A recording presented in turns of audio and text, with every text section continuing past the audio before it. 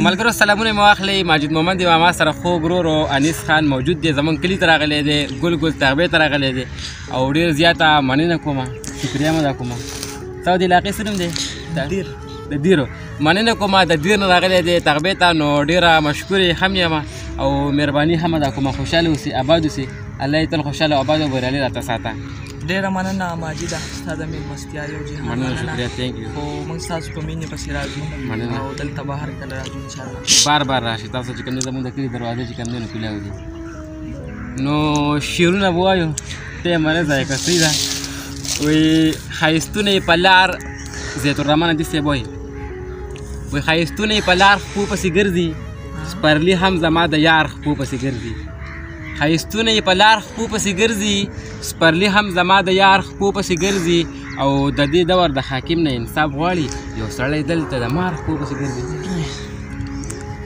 د دې دور د حاکم نه انصاف غواړي، یو سړی دلته د مار خپو پسې ګرځي. او د ماکه کې تنه دوه ځایه شوي، یوه پیغله ده د پلار خپو پسې ګرځي، ډېر ښه د پلار خپو پسې ګرځي.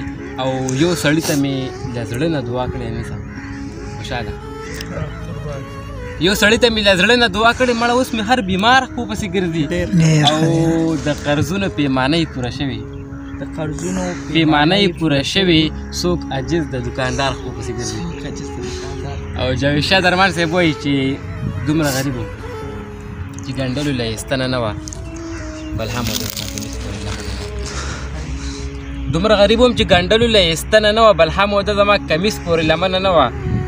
غریبي داسې چې ازغې هم په ازغې وباسم، قسمت مې داسې چې په ټول کلي کې غنه نه وه. او څه بلا ګران دي د پردي جیب نه پیسې وباسل، نن مې لیدل د مزدور د لاس سرمنه نه. او د خپل احساس د سوري لاندې مې تمه وکړله، د ښار کوڅې ټولې پخې وې، چېرته ونه نه وه. او درمانه تلې مې که دې ته وم، واپس راغلم په دې خبره کې د مور راته بخښنه نه وه. وایي په نوم د بل وي خو مینې وظیفې هم نیسي، په نوم د بل وي خو مینې وظیفې هم نیسي، په محبت کې خلک زنه نیسي، خپې هم نیسي. او هغه زما د زړه کعبه چې ورانه کړې د چا، زه خبر شوم چې هغه سړی روجي هم نیسي. د بلا ښکلو نه ښکلی یو سړی دی، ما په زړه پورې نیولی یو سړی دی. او شور دومره دی په ذات کې لکه تندر، خو د ځمکې په شان غلی یو سړی دی. او د برباد زندګۍ بدل ترې اخلم، د ګریوان یې نیول یو سړی دی. او بل شعر کې ډېر محترم و، منیر بونیری صاحب وایي چې وایي خلک خپلې فاصلې وخې لګیا دي، پښتانه یو بل د خپې وخې لګیا دي. او خدایا ښکلی باران وکړې، موسم یخ کړې، پېغلې ځان ته لوپټې وکړې ډېر هغه ما تا ته چې ویل شراب حرام دي، خلک خو کاسې وخې لګیا دي. او ستاسو ښار دی خو سنګار د چا په سر دی، پښتانه پکې بیلچې وخې لګیا دي. او منیر جان لیوني ته یې نه اورې، لیوني درته نارې وخې لګیا دي. تا نه به یو شعر اورو؟ بس زه به راته یو دوه درې شعرونه ووایم. ارشاد او قربانو ټیم ډېر وشو، زه کړي مې هم نه دي، خو که څه غلطېدم نو بخښنه. بلکل بخښنه. چې ژوند ډک د خمار ساتم، ژوند ډک د خمار ساتم، پټ په زړه کې یار ساتم. ژوند ډک د خمار ساتم، پټ په زړه کې یار ساتم. هر څوک خپله خوري او څکي، څه له چا کې کار. ډېر ښه دی. جاوید شاه درمان صاحب شعر دی چې نه ورګورم آینه رانه یېرېږي، داسې تور یم چې شپه رانه یېرېږي. د ژوندون حقیقتونو ته ولاړ یم، ستا د یاد هره لمحه رانه یېرېږي. که ما چېرته په لاسو کې ستار اخیستی دی، الله رانه د خپلې برخې کار اخیستی دی. او پردې جامې ګنډل زما د 2 روپو دښمن یې، ما ټول عمر د مور مشین له تار اخیستی دی. او پردې جامې ګنډل زما د 2 روپو دښمن یې، ما ټول عمر د مور مشین له تار اخیستی دی. او په شته اولاد کې دا سړی چې داسې میراث ښکاري، دې سړي والله چېرته ازار اخیستی دی. او د مصر په بازار کې په ښایست باندې بولي وه، ما نوم پکې د خپل افغان په جار اخیستی دی.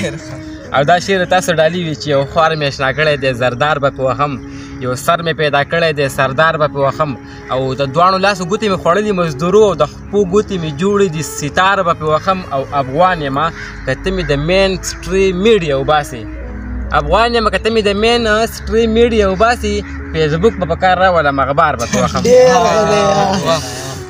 او بل شعر کې ډېر محترم و جاوید شاه درمان صاحب وایي چې د زمانې درد مې سینې له راځي د زمانې درد مې سینې له راځي په هره سړي که مې مور خولې له راځي د زمانې درد مې سینې له راځي په هره سړي که مې مور خولې له راځي د مور د عمر سرمایه یم زه ما سره سمه دروازې له راځي او په دې شتمنو د شپخون یاره ده ښکلې زمونږ قافلې له راځي او تندی چې روغ وي میکده کې اوسي ښه دا شعر واورئ چې روغ وي میکده کې اوسي تندی چې مات شي نو کعبې له راځي او زما د مرګ خبر د وخته خور کړئ زما یاران به جنازې ته راځي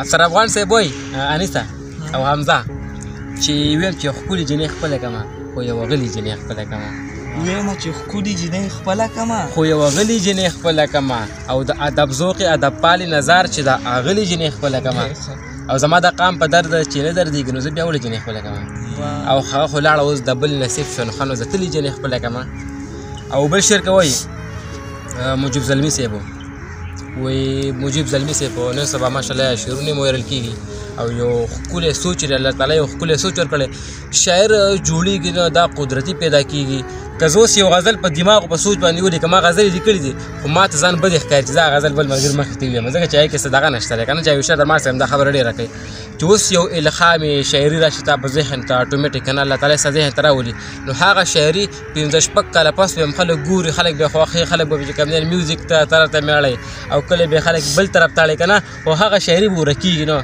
لکه رحمان بابا وګوره و چې منزل ته رسېدی نه شي رحمان دومره لرې مینتوب ته حاجت نشته نو هغوی شاعري لکه ورکېږي نو غني خان بابا حمزه بابا خوشحال خان هټکو لکه څومره ښکلي شاعران تېر شوي دي که نه لکه هغوی شاعرانو الهام و پکې او قدرتي شاعرانو او دوی لکه پیدایشي شاعران دي نو ډېر محترم و مجیب زلمي صاحب وایي ما د یو چا دومره بېکچه انتظار کړی دی ما د ګړۍ دستن د هرې ټکا شمار کړی ما د یو چا دومره بېکچه انتظار کړی دی ما د ګړۍ دستن د هرې ټکا شمار کړی دی او تل مې په اوښکو د تزبو ذکر د یار کړی دی ما محبت په داسې ډول او سینګار کړی دی تل مې د اوښکو په تزبو ذکر د یار کړی دی ما محبت په داسې ډول او سینګار کړی دی او تا د جومات ته مقدسې څو نارې وخلي ما په بربنډو مخلوقاتو باندې کار کړی دی او دا څه مزه وه چې پخلا شولې دا څه مزه وه چې پخلا شولې مزه هغه کوي چې ما منت کړی تا راته انکار کړی